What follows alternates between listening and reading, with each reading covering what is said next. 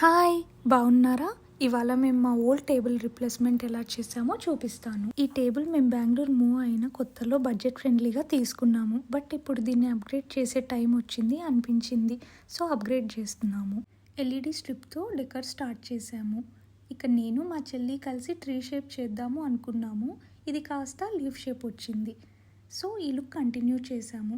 ఇది మీకు ఎలా అనిపించిందో కామెంట్లో చెప్పండి. ఇక ఐకియా నుండి టేబుల్ ఆర్డర్ పెట్టుకున్నాము. రెగ్యులర్ డైనింగ్ సెట్ చూసాము, బట్ కాస్త డిఫరెంట్గా ట్రై చేద్దాము అనిపించింది. సో ఇలా తీసుకున్నాము.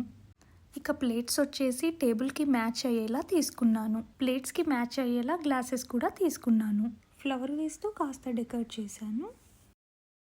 ఈ స్పూన్స్తో అలా న్యూ లుక్ ట్రై చేశాను. సో ఇది టేబుల్ లుక్. మిర్రర్ వచ్చేసి వాల్తో మ్యాచ్ చేద్దాము అని ఇలా తీసుకున్నాను.